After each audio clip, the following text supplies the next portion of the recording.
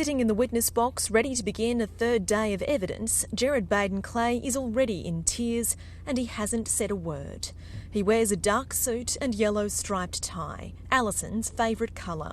It's July the 1st, his wife's birthday. If she was still alive, she would have been 46 today. But the date is also significant for another reason. This was the date by which Gerard Baden-Clay told his former mistress, Tony McHugh, he would leave his wife.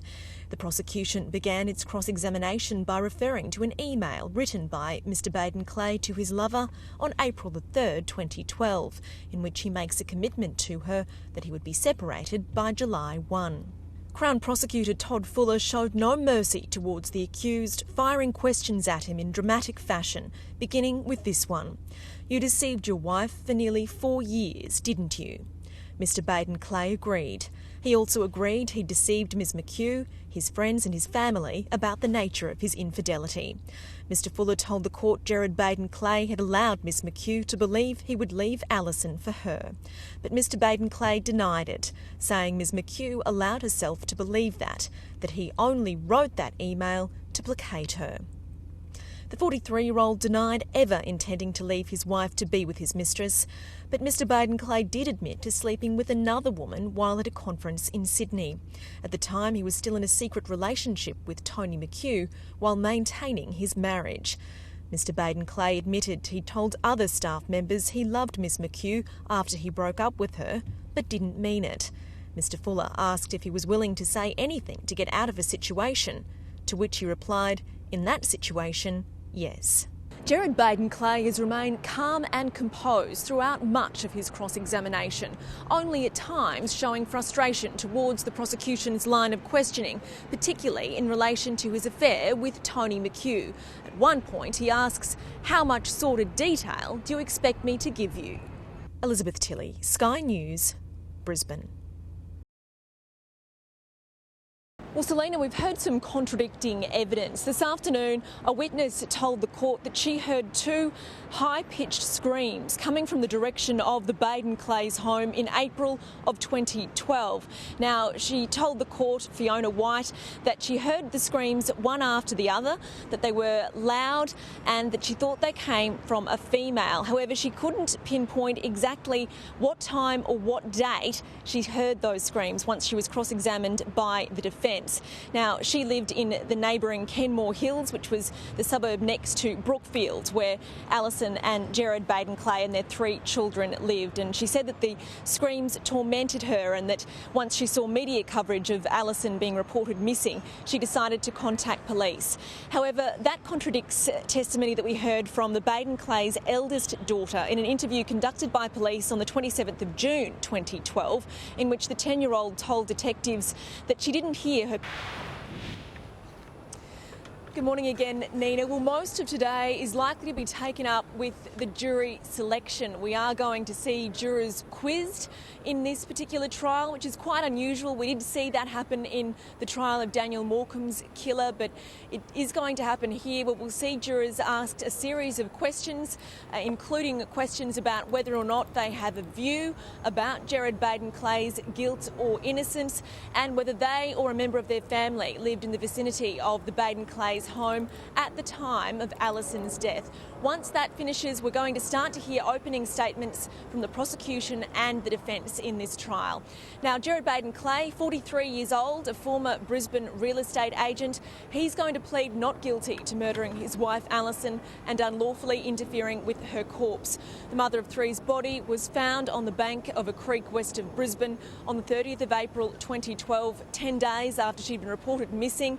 Her husband, Gerard, was arrested 6 weeks later and he's been in custody ever since. It's going to be a long and complex trial, expected to last 4 weeks. And during that time, we are expecting 72 witnesses to be called to give evidence, including police, doctors and scientific officers. So all of Queensland will be watching this one, Nina. It is a very high-profile case, and for more than the past 2 years, there has been mystery surrounding Alison's death. Yes, a big story in Queensland and around the nation. Well, Stan, as you mentioned, this morning was taken up with the impaneling of the jury, and we did see 7 men and 5 women chosen in the end. But this afternoon we saw the prosecution put forward a very confronting case against Gerard Baden-Clay. Within minutes of its opening remarks and without warning, jurors were shown a graphic crime scene photograph of Alison Baden-Clay's bloated dead body lying twisted on the banks of a muddy creek west of Brisbane. She was wearing exercise gear and a jumper, which the Crown claims had been pulled up over her head as though she had been dragged there. The prosecution alleges that blood stains found in the back of the Baden-Clay's family car are a match to Alison, and that shows that the car had been used to transport her body to the creek. Now, at this point in the proceedings, Gerard Baden-Clay dabbed his eyes with a handkerchief in the dock after having earlier in the day formally pleading not guilty to the murder of his wife. But the prosecution argues that Alison did in fact die at the hands of her husband, that he was under financial stress and wanted to leave his wife for his mistress, who he'd been having an affair with. The jury was shown a series of emails between Gerard and the woman he was having that affair with, one which stated that he hoped to leave his wife Alison by the 1st of July 2012 to be with his mistress. Now, both the families of Gerard and Alison Baden-Clay were here today sitting through all of this, and both issued statements to the media asking for privacy and saying they won't be commenting until the verdict is delivered. We have heard from 3 of the 77 potential witnesses who could be called to give evidence over the next 4 weeks. They include Gerard and Alison's parents, as well as Queensland MP Bruce Flegg, who was the Baden-Clay's neighbour. The trial is set to run for 4 weeks, Stan, and it does continue tomorrow, where we're going to hear from a 4th witness. Liz, thank you. Liz Tilley reporting live there from Brisbane. 12 jurors plus 3 reserves will today be chosen from a pool of 80 to decide the fate of Gerard Baden-Clay. They'll be quizzed to ensure a fair trial, asked a series of questions, including whether or not they express a view about Mr Baden-Clay's guilt or innocence, or whether they or a member of their family were in the vicinity of the Baden-Clay's home at the time of Alison's death. The 43-year-old former real estate agent will plead not guilty to murdering his wife Alison and interfering with her corpse. The mother of 3's body was found on the banks of a creek west of Brisbane on the 30th of April 2012, 10 days after she was reported missing from her Brookfield home. 6 weeks later, her husband was arrested and he's been in custody ever since. This case has captivated Queenslanders for more than 2 years, and given the expected level of interest, a separate viewing room has been set up here at the Supreme Court for the public, and also a dedicated media room. We are expecting Alison's family to attend every day for the next 4 weeks of this trial, which is expected to hear from 72 witnesses, including police, doctors and scientific officers. Elizabeth Tilley, Sky News, at the Supreme Court in Brisbane. A jury of 7 men and 5 women has been chosen to decide the fate of Gerard Baden-Clay after an intense selection process. Jurors were given a 3-page questionnaire to fill out to detect bias, and 2 had to be cross-examined by the defence team before all 12 plus 3 reserves could be given the all clear. Gerard Baden-Clay formally pleaded not guilty to murdering his wife Alison this morning before a packed courtroom. The 43-year-old sat quietly in the dock as the jury was impanelled, clean-shaven and wearing a dark suit and glasses. Both his family and the family of Alison Baden-Clay were here for day 1 of the trial, but neither will be commenting until a verdict is reached. At the commencement of the trial, Justice Byrne directed the jury to the danger of paying attention to anything other than the evidence which is placed before them in court. Accordingly, the defence and my client's family will not be making any statement to the media or answering any questions asked by the media until after verdict. I also ask the media to respect my client's family as they attend court in support of Gerard. A list of 77 potential witnesses was read to the jury. It included the parents of both Gerard and Alison Baden-Clay, their former relationships counsellor, and Queensland MP Bruce Flegg. The trial is set to run for 4 weeks. This afternoon, the prosecution will begin outlining its case. Elizabeth Tilley, Sky News, at the Supreme Court in Brisbane. It's the case that has captivated Queenslanders. A former beauty queen turned suburban mother of three, dealing with the day-to-day challenges of marriage and motherhood when her life was cut short, allegedly at the hands of the man she loved.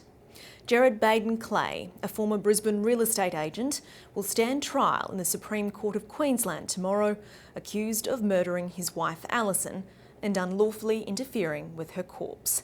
He'll plead not guilty to the charges.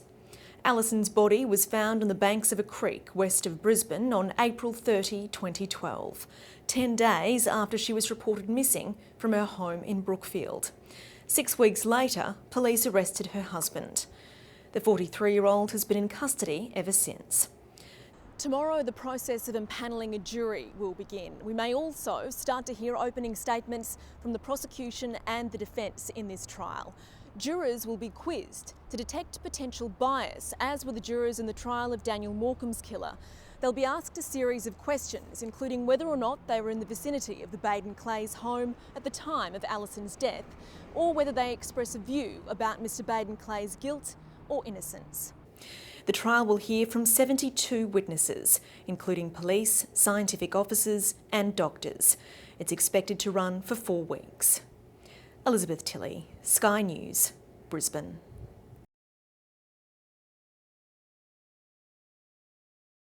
It's one of the most anticipated trials of the year. Over the next 4 weeks, the fate of former real estate agent Gerard Baden-Clay will be decided right here in the Supreme Court in Brisbane. The 43-year-old will plead not guilty to murdering his wife Alison and unlawfully interfering with her corpse. The mother of three's body was found on the banks of a creek west of Brisbane on the 30th of April 2012, 10 days after she was reported missing from her Brookfield home. Her husband was arrested 6 weeks later. He's been in police custody ever since.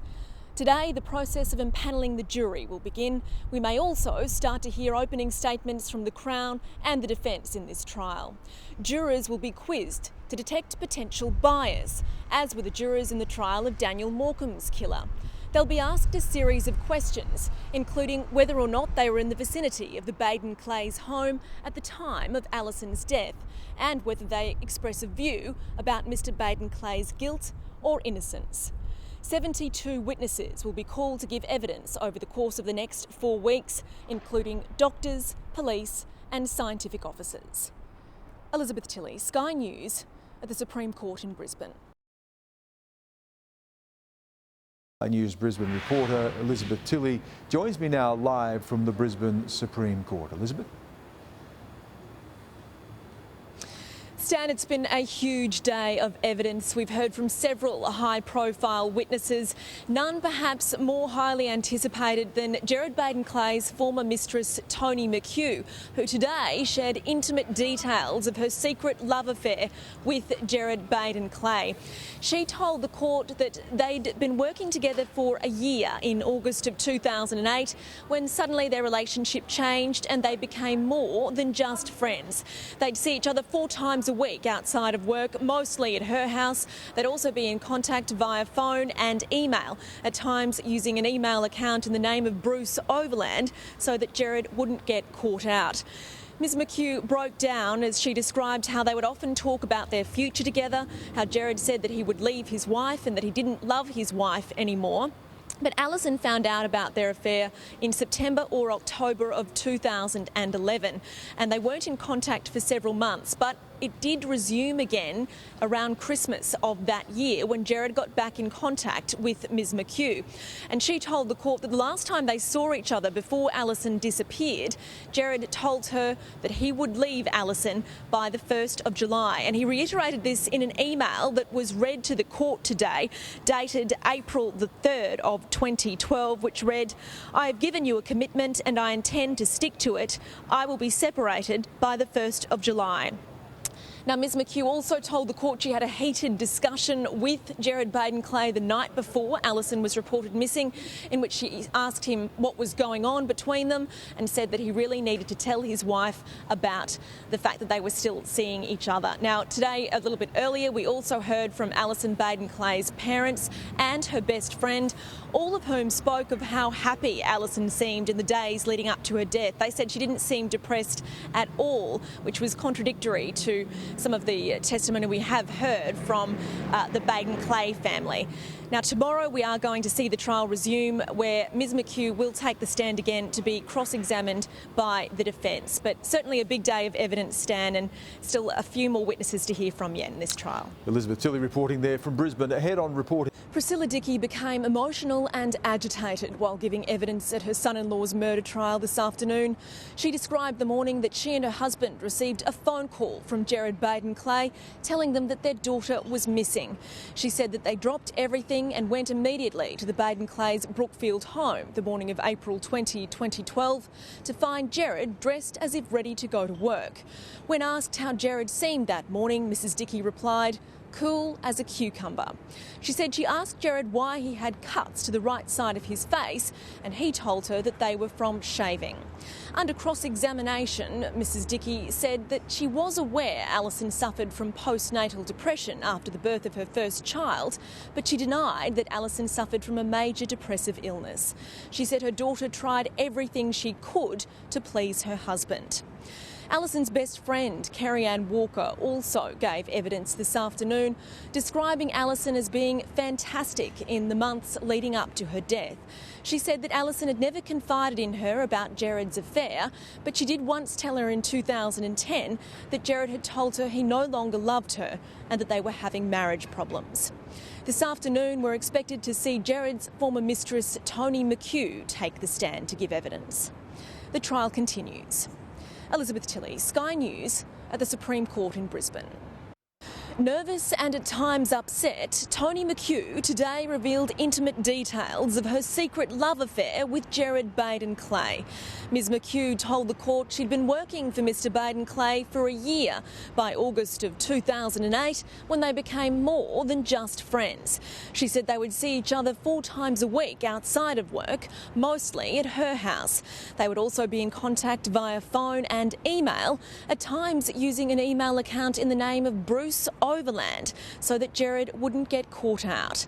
Ms McHugh said that they often talked about their future together, that Gerard would tell her he didn't love his wife and that he planned to leave his wife. But Alison found out about the affair in September or October of 2011 and it ended. Gerard was back in contact with Ms McHugh, however, in Christmas of that year. The last time they saw each other before Alison disappeared, Ms McHugh said Gerard told her he would leave his wife by the 1st of July 2012. That was reiterated in an email that he wrote to her dated April the 3rd, 2012, which read, "I have given you a commitment and I intend to stick to it.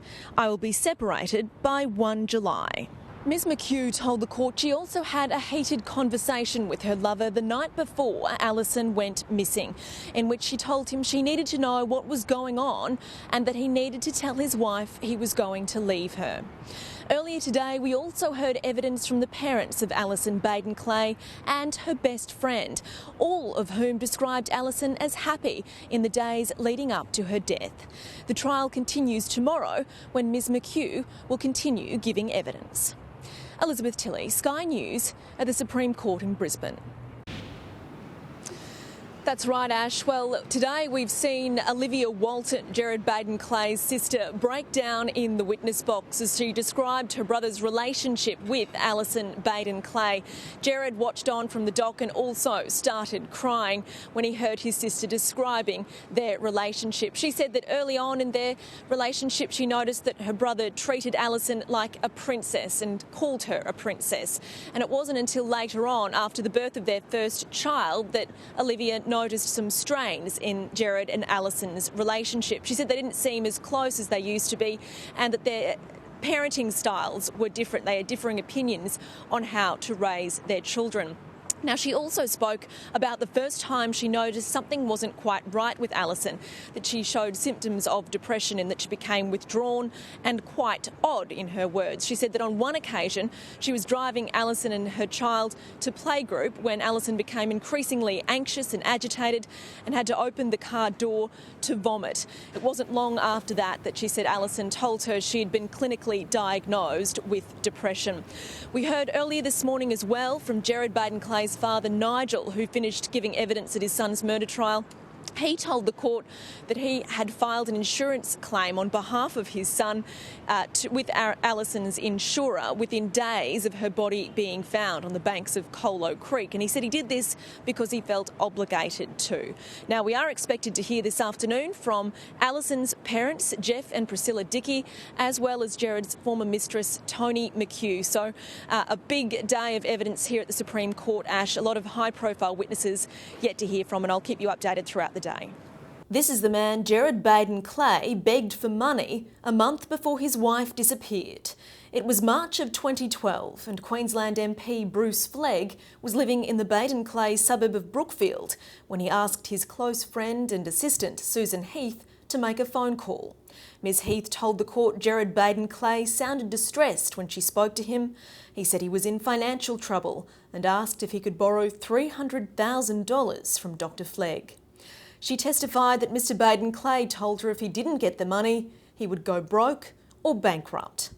Ms Heath also told the court she spoke on the phone to Dr Flegg the night Alison was allegedly murdered, and the politician told her he heard a scream.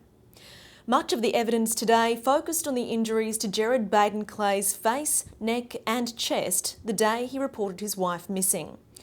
3 forensic experts have testified the marks on the accused's face were characteristic of fingernail scratches.